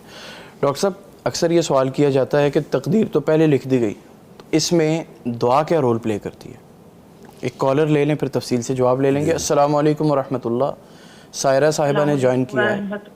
جی السلام علیکم۔ وعلیکم السلام۔ سر، میرا ڈاکٹر صاحب سے سوال تھا کہ جب ہم لوگ قبرستان میں اپنے ماں باپ کی قبروں پہ جاتے ہیں تو ہاتھ اٹھا کے جو دعا کرتے ہیں یہ شرک میں تو نہیں آ جائے گا؟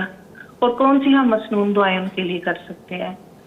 اور دوسرا میرا سوال یہ تھا کہ مرد جو ان سے پہلا اگر عمرہ کرتا ہے تو وہ الگ کروا لیتا ہے، تو اگر دوبارہ وہ عمرہ کرے تو وہ بال کٹوا سکتا ہے کہ ہر دفعہ جو ہوتا ہے وہ الگ ہی کروانا پڑتا ہے؟ جی ٹھیک ہے، کال کرنے کا بہت شکریہ۔ بڑا موقع سوال ہے۔ موقع سوال پہلے ان کا دعا کے حوالے سے ہے۔ ماں باپ کی قبر میں انسان جائے اور وہاں پہ جا کے کس انداز سے دعا کرے؟ دیکھیں، پہلی تو بات انہوں نے یہ پوچھی کہ کہیں ماں باپ کی قبر پر ہاتھ اٹھا کے دعا کرنا شرک تو نہیں؟ بالکل ہرگز شرک نہیں ہے۔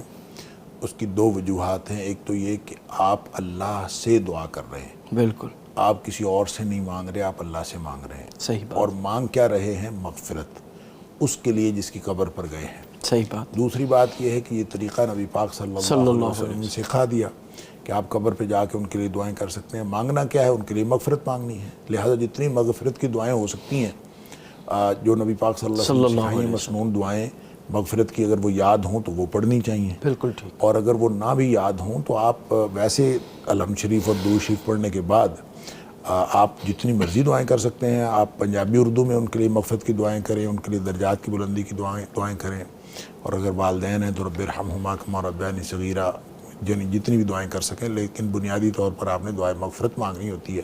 اس موقع پر آپ دعائیں مغفرت مانگیں۔ دوسرا سوال کیا تھا؟ دوسرا سوال ادھر ہمیں ریٹن میں بھی آیا کہ مرد پہلا عمرہ کر کے حلق کرواتا ہے۔ وہ جو عمرے والا، جی اچھا، اس میں ہنسی کی بات یہ ہے کہ جب اس نے پہلی دفعہ حلق کروا لیا تو دوسری دفعہ تو وہ بال کٹوانے جو رہا ہی نہیں۔ صحیح بات ہے، تو اسی لیے سوال سنتے ہی مجھے کیسے پھر دوسری دفعہ وہ ویسے بات یہ ہے کہ اگر کسی نے دوسرا عمرہ کرنا ہو، اس کو معلوم ہو کہ اس نے دوسرا عمرہ کرنا ہے، یا وہ حج پہ گیا ہے اور حج تمتع کر رہا ہے اور اس نے پہلا عمرہ کر لیا، اس کو معلوم ہے کچھ دنوں بعد جو ہے وہ حج بھی ہے، تو اس وقت بہتر یہ ہوتا ہے کہ پہلی دفعہ آپ قصر کروا لیں، تقصیر کروا لیں، یعنی بال کٹوا لیں، اور پہلی دفعہ حلق نہ کروائیں۔ صحیح بات۔ مثلاً پہلی دفعہ کینچی کے ساتھ بھی ہو سکتا ہے، موٹی مشین بھروا لیں، بالکل صحیح، موٹی مشین بھروا لیں، اگلی دفعہ حلق کروا لیں، تو اس طرح زیادہ بہتر ہوتا ہے۔ ترتیب پہلے حلق اور بعد میں تقصیر والی نہیں ہو سکتی، پہلے تقصیر اور بعد میں حلق والی ہو سکتی۔ بالکل ٹھیک ہے۔ سوال کیا تھا تقدیر کے حوالے سے۔ اصل میں نبی پاک صلی اللہ علیہ وسلم کا فرمان ہے، تقدیر والا مسئلہ تھوڑا سا الجھا ہوا ہے، جی، کیونکہ ہر شخص کی سمجھ میں نہیں آتا، اس لیے یہ ایمانیات کے بنیادی اجزاء میں سے ہے کہ اچھی اور بری تقدیر اللہ کی طرف سے ہے، اس لیے یہ ایمان رکھنا چاہیے کہ اچھی اور بری تقدیر، اگر سمجھ نہ آئے تو بھی ایمان رکھنا ہے، سمجھ آ جائے تو بھی ایمان رکھنا ہے۔ بالکل صحیح۔ البتہ دعا کے بارے میں نبی پاک صلی اللہ علیہ وسلم نے فرمایا کہ دعا کے علاوہ کوئی چیز تقدیر کو نہیں بدلتی، لا يرد القضاء الا الدعاء۔ اچھا، اس کا مطلب ہے دعا سے تقدیر بدل جاتی ہے۔ پھر قرآن نے خود بھی کہا کہ بعض چیزیں ایسی ہیں جو اللہ تعالیٰ مٹا دیتا ہے، یمحو اللہ ما یشاء ویثبت، بعض کو اللہ تعالیٰ باقی رکھتا ہے۔ اب تقدیر اصل میں اللہ کا علم ہے، ہمیں نہیں پتا کہ تقدیر میں کیا لکھا ہے، وہ پہلے لکھی گئی ہے، یقیناً لکھی گئی ہے، لیکن وہ کیا ہر طرح فکس ہے یہ تو کوئی ضروری نہیں ہے، اللہ کا علم ہے۔ جیسے اللہ چاہے بعض چیزیں اللہ تعالیٰ مٹا دیتا ہے، بعض چیزیں اللہ تعالیٰ ثابت رکھتا ہے۔ کون سی چیز اللہ نے مٹا کے نہیں لکھی ہے، کون سی چیز اللہ تعالیٰ نے ثابت کی ہے، یا جو پہلے لکھی ہوئی ہیں اس میں ہو سکتا ہے آپشن ہو، اسی لیے علماء کرام نے تقدیر مبرم اور تقدیر معلق کے بارے میں بھی بات کی ہے کہ کچھ تقدیریں ہوتی ہیں معلق ہوتی ہیں، اس میں کچھ بھی ہو سکتا ہے، کچھ مبرم ہے جو ایسے ہونا ہی ہونا ہے، تو یہ اللہ تعالیٰ کی تقدیر ہے۔ تقدیر اصل میں اللہ کا علم ہے، ہمیں اس کے بارے میں فکر مند ہونا ہی نہیں چاہیے۔ ہمارے سمجھنے کے لیے جب اللہ نے فرما دیا کہ اس میں تبدیلی ہو سکتی ہے تو اللہ کا علم ہے، وہ جیسے مرضی کر لے، اور ہمارے ذمہ دعائیں ہیں کہ دعا سے تقدیر بدل جاتی ہے۔ ویسے بھی چونکہ ایک تو یہ حدیث کے قضا جو ہے وہ دعا کے علاوہ کسی اور چیز سے نہیں بدلتی، صرف دعا سے بدلتی۔ اچھا، لیکن اور بھی چیزیں ہیں، بعض نیک اعمال ایسے ہیں، مثال کے طور پر نبی کریم صلی اللہ علیہ وسلم کہ جس کو یہ پسند ہو، من احبا، جس کو یہ پسند ہو کہ اس کا رزق بڑھ جائے اور اس کی عمر میں برکت ہو جائے، جس کو یہ پسند ہو، فلیصل رحمہ، وہ صلہ رحمی کرے۔ گویا صلہ رحمی کرنے سے بھی جو ہے وہ تقدیر، وہ رزق تو لکھا ہوا ہے، عمر تو لکھی ہوئی ہے، اس کے اندر تبدیلی ہو جاتی ہے، برکت ہو جاتی ہے۔ اچھا، اسی طرح نبی کریم صلی اللہ علیہ وسلم نے جو دعا کی قبولیت کے بارے میں فرمایا کہ کوئی ایک قبولیت کی صورت ہے، جو مانگا ہے وہ مل جائے، دوسری صورت یہ ہے کہ کوئی مصیبت آنے والی تھی، وہ دعا کسی اور مقصد کے لیے مانگی تو وہ آنے والی مصیبت ٹل گئی۔ کیا مطلب؟ تقدیر میں لکھی تھی مصیبت آنے والی، تو وہ دعا کی وجہ سے ٹل گئی، تو اس کا مطلب یہ ہے کہ دعا عملاً جو ہے وہ اللہ تعالیٰ کی تقدیر کو ٹال دیتی ہے، اور دعا کے اندر یہ طاقت ہے۔ ایک اور کالر ہیں، انہیں بھی شامل کریں گے۔ السلام علیکم ورحمۃ اللہ، گجرات سے جوائن کیا ہے عبد المجید صاحب نے۔ جی سر، السلام علیکم سر، فرمائیں کیا پوچھنا چاہیں گے؟ وعلیکم السلام جی، میں جی ڈاکٹر صاحب کو پوچھنا ہے جی کہ اللہ تعالیٰ نے نا میری بیٹی نو بیٹا دیتا ہے، ماشاءاللہ، تے او دا پوچھنا ہے میں کہ او دا اسی 5ویں دن ختنہ تے چاند تے عقیقہ کر سکنے ہیں؟ جی ٹھیک ہے، بہت شکریہ کال کرنے کے لیے۔ ڈاکٹر صاحب اس مسئلے میں آپ کی رہنمائی کرتے ہیں۔ تو کیوں 5ویں دن کرنا ہے بھائی؟ جب اگر تو نبی کریم صلی اللہ علیہ وسلم کی سنت پر اور آپ کے حکم پر عمل کرنا ہے تو وہ تو 7ویں دن ہے، 7واں دن ہے، 5ویں دن تو نہیں ہے جی۔ لہٰذا اس کو 7ویں دن ہی کرنا چاہیے۔ آپ 7ویں دن ہی اس کا نام دیکھیں، نام پہلے سے ڈیسائیڈ کیا جا سکتا ہے، لیکن اس کو فائنل آپ 7ویں دن کریں۔ پہلے سے آپ پہلے دن سے نام ڈیسائیڈ کرنا شروع کر دیں کہ میں نے یہ رکھنا ہے وہ رکھنا ہے، آپس میں مشورہ کریں، ڈیسائیڈ بھی کر لیں، لیکن اس کو ڈکلیئر کریں، 7ویں دن فکس کریں کہ یہ نام ہے، اور 7ویں دن ہی آپ کے اس کا حلق کروائیں، اس کے ٹینڈ کروائیں، اور 7ویں دن ہی عقیقہ کریں۔ یہی مسنون ہے، بالکل، اور اس سے پہلے یہ کرنا یہ مسنون نہیں ہوگا۔ کر لیں گے تو کوئی ایسا کوئی حرام بات تو نہیں ہے، لیکن یہ خلاف سنت ہوگا۔ ٹھیک۔ ڈاکٹر صاحب، مستجاب الدعوات لوگ کون ہوتے ہیں؟ اللہ اکبر، اللہ اکبر۔ دیکھیں، مستجاب الدعوات میں چند ایک تو فہرست نبی پاک صلی اللہ علیہ وسلم نے چند لوگوں کے بارے میں فرمایا کہ ان کی دعا اللہ تعالیٰ رد نہیں کرتا۔ مستجاب الدعوات اس شخص کو کہتے ہیں جس کی دعا اللہ رد نہیں کرتا۔ سبحان اللہ۔ اس فہرست کو بیان کرنے سے یا اس کی طرف توجہ کرنے سے پہلے اصل بات وہ ہے جو میں دعا کی شرائط میں عرض کر رہا تھا، جی بالکل، کہ فرض پورا کرتا ہے نا جو اللہ تعالیٰ کیا حکم پورا کرتا ہے اس کی دعا رد نہیں ہوتی۔ سبحان اللہ، سادہ سا اصول ہے، جو اللہ کی نہیں موڑتا اللہ اس کی نہیں موڑتا۔ سبحان اللہ، مستجاب الدعوات بننے کا اصول ہی ہے۔ لہٰذا آپ دیکھ لیں کتنے آپ کو بزرگ ملیں گے، وہ کسی کو بسم اللہ الرحمن الرحیم پڑھ کے دم کر دیتے ہیں تو شفا ہو جاتی ہے، اللہ اکبر، صحیح بات ہے، اور آپ پورا قرآن پڑھ کے دم کرتے ہیں تو شفا نہیں ہوتی۔ صحیح بات ہے، مسئلہ کیا ہے؟ مسئلہ یہ ہے کہ اس شخص نے ساری زندگی اللہ کی مرضی سے گزاری ہوتی، سبحان اللہ، اور اس نے اللہ کی کبھی موڑی نہیں ہوتی۔ جب اس کو پتہ چلتا ہے اللہ کا یہ حکم ہے، اس نے وہ کر رہی۔ جس شخص نے زندگی اللہ کی مرضی سے گزاری ہے، اللہ اس کی نہیں موڑتا۔ اس لیے نبی پاک صلی اللہ علیہ وسلم کتنے ہی لوگ ہیں جو بظاہر چھوٹے لوگ محسوس ہوتے ہیں، مدفوم بالابواب، کہ دروازوں کے دھتکارے ہوئے، معاشرے کے اندر نگلیکٹڈ کلاس، وہ بالکل چھوٹے محسوس ہوتے ہیں، لیکن ان کے اللہ تعالیٰ کے ساتھ تعلق یہ ہے کہ لو اقسم علی اللہ لا برہ، اگر وہ اللہ پہ قسم دے دیں اللہ ان کی قسم بھی پوری کر دے۔ اس لیے سادہ سا اصول ہے، کسی نے مستجاب الدعوات بننا ہے تو وہ اپنے آپ کو اللہ تعالیٰ کے فرائض کا، اللہ تعالیٰ کے احکام کا پابند بنا لے، اور طے کر لے کہ میں نے زندگی میں اللہ کے کسی حکم کی خلاف ورزی نہیں، رسول اللہ صلی اللہ علیہ وسلم کی سنت کے مطابق زندگی گزارے، اور نبی پاک صلی اللہ علیہ وسلم کی سنت کے مطابق زندگی گزارے۔ ظاہر یہی حکم ہے اللہ تعالیٰ کا۔ اچھا، اس کے بعد پھر نبی پاک صلی اللہ علیہ وسلم نے کچھ فہرستیں دی ہیں۔ مثلاً آپ نے فرمایا کہ جو مظلوم کی دعا ہے وہ رد نہیں کی جاتی، اور فرمایا کہ اس کی مظلوم کی بد دعا سے تو بچا کرو، اگر اس نے دعا کر دی آپ کے خلاف تو اللہ کے اور اس مظلوم کی دعا کے درمیان جو ہے کوئی پردہ نہیں ہوتا، اور ڈائریکٹ پہنچتی ہے۔ اسی طرح نبی پاک صلی اللہ علیہ وسلم 3 لوگوں کی دعا جو ہے وہ کبھی رد نہیں کی جاتی. ان میں دعوت المظلوم ہے, دعوت المسافر یعنی کوئی شخص سفر میں ہو اس کی دعا جو ہے وہ بھی لازماً قبول ہوتی ہے, بشرطے کہ رزق حلال کا ہو. وہ جو بنیادی شرائط ہیں وہ موجود, بالکل اگر وہ موجود ہوں گی, مسافر بھی دعا کرتا ہے تو اللہ تعالیٰ اس کی بھی قبول فرماتا ہے. اور تیسری فرمایا دعوت الوالد لولدہ, جو والد اپنی اولاد کے لیے دعا کرتا ہے وہ بھی نہیں رد کی جاتی. لہٰذا سب سے بڑا پیر جو ہے وہ والد ہے, تو والد سے دعا کرانی چاہیے. جب آپ کے دل میں خیال آئے نا میں کسی پیر کے پاس جاؤں اور دعا کراؤں تو اپنے والد صاحب کے پاس جائیں, اس سے دعا کرائیں.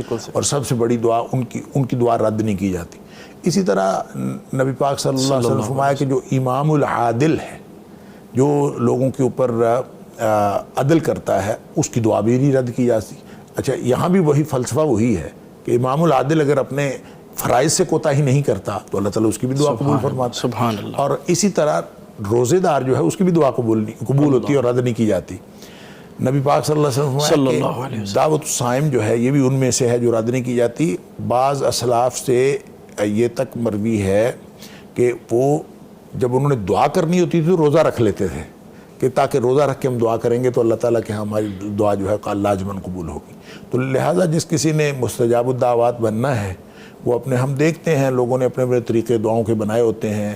اور یہاں پہ خاص طور پہ ہم نے پیغام ٹی وی کے ہی ایک پلیٹ فارم سے صوفی عیش محمد صاحب کی دعا کا طریقہ بتایا تھا اور بہت ساری چیزیں ڈسکس ہوئیں.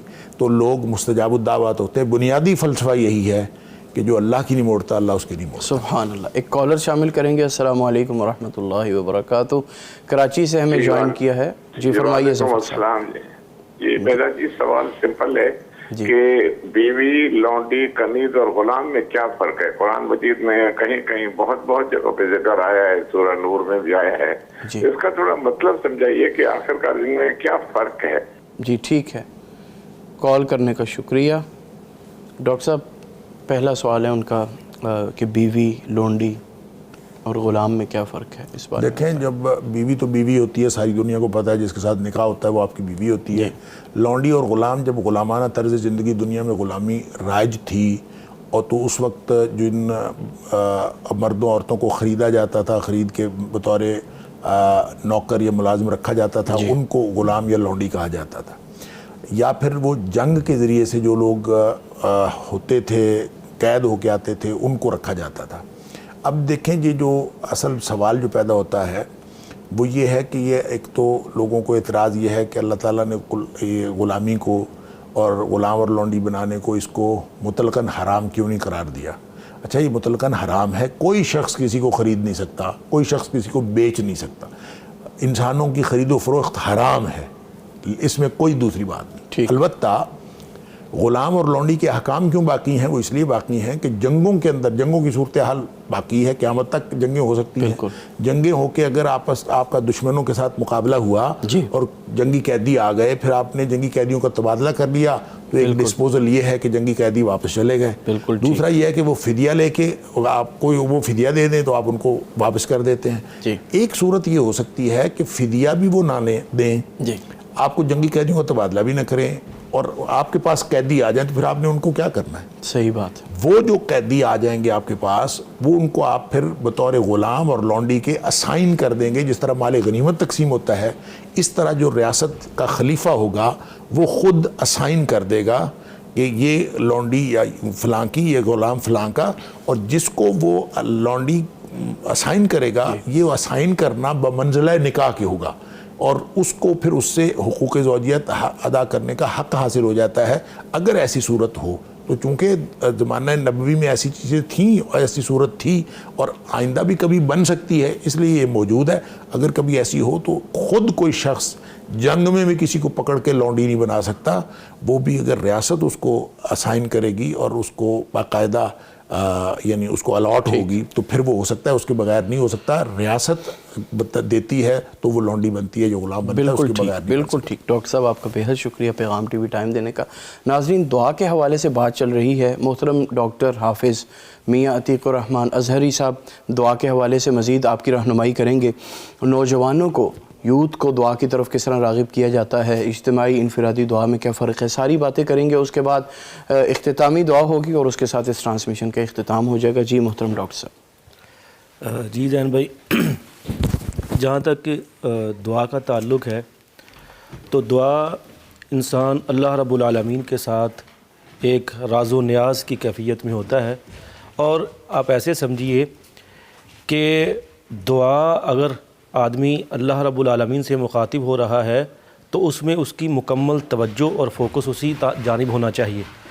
عام طور پہ ہوتا یہ ہے کہ جب دعا کوئی آدمی کرتا ہے تو اس میں اس کی توجہ اور فوکس اس طرف نہیں ہوتا، تو یہ ایک ایسے سمجھیے کہ دعا کی بے ادبی ہو جاتی ہے۔ مثال کے طور پہ میں سادہ سی مثال دے کے آپ کو بات سمجھاتا ہوں کہ ایک بادشاہ یا ایک کوئی بڑا آدمی، اس کے سامنے آپ جاتے ہیں اور جا کے اس طرف متوجہ نہیں ہوتے، آپ ادھر ادھر دیکھنا شروع کر دیتے ہیں، دائیں بائیں دیکھ لیا اور ایسے یعنی اس کو بلایا کہ جیسے مجھے جو ہے وہ اس کی طرف متوجہ ہونے کی کوئی ضرورت نہیں ہے، تو اب ایک طرح سے یہ بات اور یہ عمل اس کو ناگوار گزرے گا، اور وہ آپ کو اور اس کے جو یعنی محافظ ہوں گے وہ آپ کو وہاں سے نکال دیں گے، چلتا کریں گے بھئی کہ آپ تو پروٹوکول کا ہی خیال نہیں رکھ رہے۔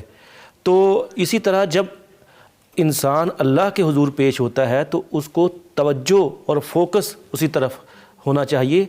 رسول کریم صلی اللہ علیہ وسلم کا ایک فرمان بھی ہے کہ جو ایک غافل اور یعنی بہت زیادہ سست ہوتا ہے، جس کی توجہ نہیں ہوتی، یعنی بے توجہی سے دعا کرنے والا اور غافل، اللہ رب العالمین اس کی دعا کو بھی نہیں سنتے۔ تو دعا کرتے ہوئے فوکس ہونا بھی بہت ضروری ہے، اور اس حوالے سے دعا کے اندر یہ بات بھی ضرور شامل ہونی چاہیے کہ دعا میں خشوع و خضوع ہو، اور انسان اللہ رب العالمین کے لیے اس طرح جو ہے وہ ہو کہ وَادْعُوهُ خَوْفًا وَطَمَعًا، انسان کو امید ہو اللہ رب العالمین سے، جو وہ مانگ رہا ہے اس پر اسے یقین ہو۔ جیسا کہ آپ نے پہلے پروگرام کے اندر بھی یہ سماعت کیا کہ رسول کریم صلی اللہ علیہ وسلم نے فرمایا کہ تمہیں انتم موقنون بالعجابہ، تمہیں دعا اس یقین کے ساتھ مانگنی چاہیے کہ وہ قبول ہوگی، اور اگر اس میں یہ یقین نہیں ہوگا تو پھر دعا قبول کیسے ہوگی؟ رسول کریم صلی اللہ علیہ وسلم کی ایک حدیث بھی ہے جو حدیث قدسی ہے، اور اس میں اللہ رب العالمین فرماتے ہیں کہ میں اپنے بندے کے گمان کے مطابق ہوتا ہوں۔ اب اگر بندہ اس کو اللہ پر پورا یقین ہی نہیں ہے تو پھر کیسے اس کی دعا جو ہے وہ قبول ہوگی؟ اور پھر یہ بات بھی سمجھ لیجئے، عام طور پہ یہ بات کی جاتی ہے کہ جی ہم دعائیں تو بہت کرتے ہیں لیکن ہماری دعائیں قبول نہیں ہوتی۔ تو یہ بات سمجھ لیجئے کہ دعائیں قبول نہ ہونے کے حوالے سے سب سے پہلے تو اپنا جائزہ لیجئے کہ کیا آپ نے دعا کی جو شرائط تھیں وہ شرائط پوری کی۔ جیسا کہ ابھی ڈاکٹر صاحب آپ کے سامنے جو ہے وہ بڑی یعنی دعا کے حوالے سے جتنی شرائط تھیں وہ ذکر کر رہے تھے، مثلا کھانا پینا جو ہے وہ حلال کا ہونا چاہیے، فرائض کا تارک نہیں ہونا چاہیے۔ تو سب سے پہلے تو آپ یہ جائزہ لیں کہ آپ دعا کر رہے ہیں قبول نہیں ہو رہی تو کیا کہیں آپ ایسے تو نہیں کہ آپ کی شرائط مسنگ ہیں؟ اور دوسری بات یہ کہ اگر شرائط بھی مسنگ نہیں ہیں اور آپ اللہ سے دعا کر رہے ہیں تو پھر آپ یہ دیکھیے کہیں ایسا تو نہیں کہ آپ دعا کے اندر آپ غافل ہیں۔ آپ جب اللہ کے دربار میں اپنی عرضی لے کر جاتے ہیں تو آپ اللہ کی جانب متوجہ ہونے کی بجائے آپ دائیں بائیں متوجہ ہوتے ہیں، آپ غفلت کا شکار ہوتے ہیں اللہ رب العالمین کی جانب سے۔ ظاہر ہے کہ جب ایسی صورتحال ہوگی تو پھر دعا کیسے قبول ہوگی؟ دعا قبولیت کے لیے یہ چیز ضروری ہے کہ آپ جو ہے وہ اللہ رب العالمین کے سامنے خشوع و خضوع اختیار کریں، اور مکمل فوکس اور توجہ، مکمل ٹینشن آپ کی جو ہے وہ اللہ رب العالمین کی جانب ہونی چاہیے۔ جب یہ کیفیت اور یہ احساس پیدا ہوتا ہے تو پھر آپ کی دعا کو اللہ رب العالمین تک پہنچنے سے کوئی چیز نہیں روک سکتی۔ اور پھر اسی طرح ہمیں کئی اس طرح کی مثالیں ملتی ہیں کہ جب اس طرح دعا کی گئی وہ دعا قبول ہوئی۔ مثال کے طور پہ رسول کریم صلی اللہ علیہ وسلم کا اسوہ حسنہ ہمارے لیے بہترین رول ماڈل ہے، ان کے مطابق ہمیں دعا کرنی چاہیے۔ آپ دیکھ لیجئے کہ غزوہ بدر کے موقع پر کیا صورتحال تھی، یعنی مسلمانوں کی تعداد کم تھی، 3 گنا زیادہ جو ہے وہ دشمن تھا، اور اس کے پاس اس وقت کے حساب سے جو جدید اسلحہ ہو سکتا تھا وہ بھی موجود تھا، اور دوسری طرف مسلمانوں کے پاس اسلحے کی بھی کمی تھی۔ لیکن آپ دیکھیے کہ اس کے باوجود رسول کریم صلی اللہ علیہ وسلم نے جب یہ صورتحال دیکھی تو اللہ کے حضور سجدے میں گر گئے، اور پھر سجدے میں گر کے اللہ رب العالمین سے گڑ گڑا کر دعائیں کیں، اور اللہ رب العالمین کے سامنے اپنی عرضی رکھی کہ یا اللہ آج میں جو میرے پاس تھوڑے بہت بندے تھے میں ان بندوں کو لے کر آ گیا ہوں کفر سے ٹکرانے کے لیے، اگر یہ بندے آج باقی نہ رہے، اگر یہ مومن آج باقی نہ رہے اور دشمن ان پر غالب آ گیا اور جو ہے وہ ان کی شہادتیں ہو گئی تو پھر تیرا نام لینے والا کوئی نہیں ہوگا۔ تو اللہ رب العالمین سے دعائیں کی، گڑ گڑا کر دعائیں کی، اور اتنے یعنی اللہ رب العالمین کی جانب متوجہ ہوئے کہ آپ کو یہ معلوم ہی نہیں ہوا کہ باہر یعنی کیا ہو رہا ہے، اور پھر اسی طرح آپ کے جو کندھے پر چادر ہے جس کا ذکر قرآن کریم میں آیا ہے، یا ایھا المدثر یا ایھا المزمل، وہ مبارک چادر گر گئی ہے نیچے۔ تو جب یہ صورتحال سیدنا ابوبکر صدیق رضی اللہ تعالیٰ عنہ نے دیکھی تو اس وقت پھر انہوں نے جو ہے وہ آئے رسول کریم صلی اللہ علیہ وسلم کے پاس، اور آ کر پھر آپ کو جو ہے وہ تھوڑا سا یعنی متوجہ کیا اور کہا کہ اللہ رب العالمین نے جو آپ سے وعدہ کیا ہے وہ ضرور پورا ہوگا، یعنی فتح جو ہے وہ آپ ہی کی ہوگی۔ آنکھوں سے آنسو رواں تھے، اور پھر اسی طرح آپ دیکھیے کہ اس وقت پھر اللہ رب العالمین نے کیسے دعا قبول کی۔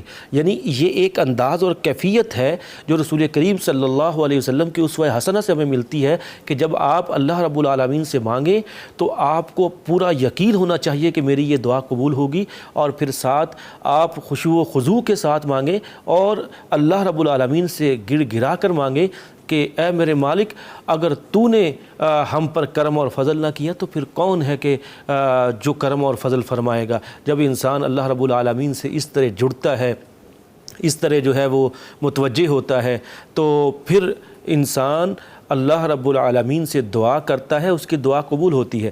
اب عام طور پر یہ بھی سمجھا جاتا ہے کہ جو مانگا جائے وہی ملنا یہ دعا کی قبولیت ہے، ایسا نہیں ہے۔ سم ٹائم ہوتا ہے ایسے ہے کہ انسان اللہ رب العالمین سے ایک دعا کرتا ہے، کوئی چیز مانگتا ہے، اب وہ چیز ممکن ہے کہ اس انسان کے لیے جو ہے وہ اچھی اور مناسب نہ ہو، وہ اسے نہ ملے، یا یہ بھی ہو سکتا ہے جیسے رسول کریم صلی اللہ علیہ وسلم کا فرمان ہے کہ دعا جو ہے اس کی قبولیت کی 3 صورتیں ہو سکتی ہیں، جیسا کہ ڈاکٹر صاحب نے بھی آپ کے سامنے اس بات کا ذکر کیا تھا کہ یا تو جو مانگا ہے منو ان اللہ رب العالمین وہی عطا کر دیں، اور اگر ایسا نہیں ہوتا تو پھر یہ بھی ہو سکتا ہے کہ وہ دعا آخرت کے لیے ذخیرہ ہو جائے، یعنی آپ کو یہاں تو اس کے حوالے سے دنیا میں کچھ جو ہے وہ نہ ملے، لیکن وہ دعا ذخیرہ ہو جائے، اور قیامت کے روز جب حساب کتاب ہو رہا ہوگا وہ دعا آپ کے لیے اتنے بڑے اجر کا باعث ہوگی کہ اس وقت آپ جو ہے وہ یہ گمان کریں گے، آپ یہ تصور کریں گے کہ کاش دنیا کے اندر میں نے جتنی دعائیں مانگی تھی وہ دعائیں وہاں قبول نہ ہوتی بلکہ وہ آخرت کے لیے بچ جاتی اور یہاں مجھے اس کا فائدہ ملتا۔ اور پھر اسی طرح وہ جو دعا ہے دنیا کے اندر بھی کوئی مصیبت اس کی وجہ سے ٹل سکتی ہے، اور سم ٹائم ہوتا ہے ایسے کہ انسان وہ دعا کرتا ہے، کئی بار اس طرح کی باتیں اور اس طرح کے سوالات آتے ہیں کہ جس میں انسان اسپیسیفکلی مثال کے طور پر کسی سے خاص طور پر جو ہے وہ شادی کا معاملہ ہے، پسندیدگی کا معاملہ ہے، تو اس میں جو ہے وہ دعا اس انداز سے کی جاتی ہے کہ میں نے یہیں جو ہے وہ میری جو ہے وہ نکاح یا شادی ہو جائے، یہیں سارا کچھ ہو جائے۔ دعا کے اندر اس طرح کا انداز نہیں اختیار کرنا چاہیے، بلکہ دعا میں اللہ رب العالمین سے ہمیشہ خیر مانگنی چاہیے، اور جب انسان خیر مانگتا ہے نا تو پھر اللہ رب العالمین اس دعا کے نتیجے میں جو یعنی انسان کے لیے بہتر ہوتا ہے وہ راہیں کھولتا ہے، کیونکہ عین ممکن ہے کہ ایک وقت میں انسان جو اللہ رب العالمین سے مانگ رہا ہے اور اسپیسیفکلی کہہ رہا ہے کہ یہی چاہیے اور وہ اسے مل جائے تو بعد میں وہ اس کے لیے پریشانی کا باعث۔ ایسی کئی مثالیں ہمارے سامنے موجود ہیں کہ جب ایک انسان وہ اس طرح التجا کرتا ہے، درخواست کرتا ہے اللہ رب العالمین سے تو اللہ رب العالمین وہ عطا کر دیتا ہے، لیکن اس کے باوجود بھی وہ کام جو اس نے اسپیسیفکلی مانگا تھا اللہ نے دے دیا، وہ اس کے لیے فائدے کا باعث نہیں ہوتا۔ تو اس لیے جب بھی دعا کرنی ہے اللہ رب العالمین سے یہ بات بھی ذہن میں رکھیں کہ دعا اس میں خیر کا پہلو اللہ رب العالمین سے مانگنا ہے کہ یا اللہ جو بہتر ہے وہ آپ میرے لیے کیجئے، میں تو یہ سمجھتا ہوں اگر یہی میرے لیے بہتر ہے تو یہی سر انجام دیجئے، یہی پایہ تکمیل تک پہنچائیے، اگر یہ بہتر نہیں ہے تو پھر میرا ذہن اس جانب لگا دیجئے جو بہتر ہے۔ تو اللہ رب العالمین ساری کائنات کا خالق اور مالک ہے، تو وہ اس کے پاس بہت ساری راستے ہیں، بہت ساری راہیں ہیں، آپ کا دل بھی اس کی 2 انگلیوں کے درمیان ہے، تو وہ آپ کے دل کو اس طرف پھیر دے گا کہ جو ہدایت کا راستہ ہے، جو آپ کے لیے آسانی کا راستہ ہے، جو آپ کے لیے خیر کا راستہ ہے۔ تو اس لیے یہ جو دعا ہے یہ اللہ سے ایسی سرگوشی ہے کہ جیسے اس کے ساتھ ایسی بات چیت ہے کہ جس میں آدمی اس کے ذریعے اپنے مالک سے کچھ منوا رہا ہے، اس سے کچھ بات کر رہا ہے۔ تو ظاہر ہے کہ اس کے لیے جو ہے وہ ساری چیزیں، وہ سارے امور اور وہ سارے لحاظات مد نظر رکھنے چاہیے جو اس کے دربار کے لیے ضروری ہیں۔ اور یہ ساری باتیں آپ سن چکے ہیں کہ اس کے دربار میں جب آنا ہے تو آداب ملحوظ خاطر رکھنے ہیں، اور پھر اسی طرح جو شرائط ہیں وہ پوری ہونی چاہیے، پھر جو ہے وہ مالک سے مانگنا چاہیے۔ اللہ رب العالمین کی ذات بڑی مہربان ہے، وہ عطا ان کو بھی کر دیتی ہے کہ جو اس کے نافرمان بندے ہوں، مانگا کبھی تو اللہ رب العالمین نے عطا کر دیا، لیکن آپ یہ سمجھ لیجئے کہ اس کے جو اس طرح کا یعنی کہ انسان ہوتا ہے جو اللہ رب العالمین کی نافرمانیاں کرتا ہے اور پھر آداب بھی بجا نہیں لاتا، اور پھر اسی طرح دعا کے حوالے سے وہ دعا کرتا ہے اور جو فرائض ہیں وہ سر انجام نہیں دیتا، تو پھر اس کے لیے وہ کام، وہ سارا کچھ جو ہے وہ وبال بھی بن جاتا ہے۔ تو ہمیں اللہ رب العالمین سے دعا کرنی چاہیے اور بڑے خشوع و خضوع کے ساتھ کرنی چاہیے۔ اور یہ جو وقت ہے سحری کا، اور یہ بالکل سحری کے اختتام کا وقت ہے، تو ہم اللہ رب العالمین سے دعا کرتے ہیں، سب مل کر آپ بھی دعا کے اندر شامل ہوئیے کہ اللہ رب العالمین ہم سب کو معاف فرمائے، ہمارے لیے جو خیر کے معاملات ہیں اللہ رب العالمین ہمارے خیر کے معاملات ہمارے لیے فرمائے۔ آئیے جی دعا میں شریک ہوئیے۔ الحمدللہ رب العالمین والعاقبۃ للمتقین والصلاة والسلام علی اشرف الانبیاء والمرسلین وإلہکم الہ واحد لا الہ الا هو الرحمن الرحیم سبحان اللہ والحمد للہ ولا الہ الا اللہ واللہ اکبر ولا حول ولا قوة الا باللہ بسم اللہ الرحمن الرحیم الف لام میم اللہ لا الہ الا هو الحی القیوم یا ذا الجلال والاکرام اللہم صل علی محمد وعلی آل محمد کما صلیت علی ابراہیم وعلی آل ابراہیم انک حمید مجید اللہم بارک علی محمد وعلی آل محمد کما بارکت علی ابراہیم وعلی آل ابراہیم انک حمید مجید ربنا ظلمنا انفسنا وإن لم تغفر لنا وترحمنا لنکونن من الخاسرین ربنا آتنا في الدنيا حسنة وفي الآخرة حسنة وقنا عذاب النار ربنا أفرغ علينا صبرا وثبت أقدامنا وانصرنا على القوم الكافرين ربنا اغفر لنا ولإخواننا الذين سبقونا بالإيمان ولا تجعل في قلوبنا غلا للذين آمنوا ربنا إنك رؤوف رحيم ربنا آتنا في الدنيا حسنة وفي الآخرة حسنة وقنا عذاب النار۔ اے اللہ ہم اپنی جانوں پر ظلم کرنے والے ہیں، اے اللہ اگر آپ نے ہمیں معاف نہ فرمایا تو ہم خسارہ پانے والوں میں سے ہو جائیں گے۔ اے اللہ اپنی مہربانی سے، اپنے فضل و کرم سے ہمیں معاف فرما۔ اے اللہ جتنے بھی ہماری اس دعا کے اندر شریک ہیں، اے اللہ جہاں جہاں ہیں، اے اللہ سب کو معاف فرما۔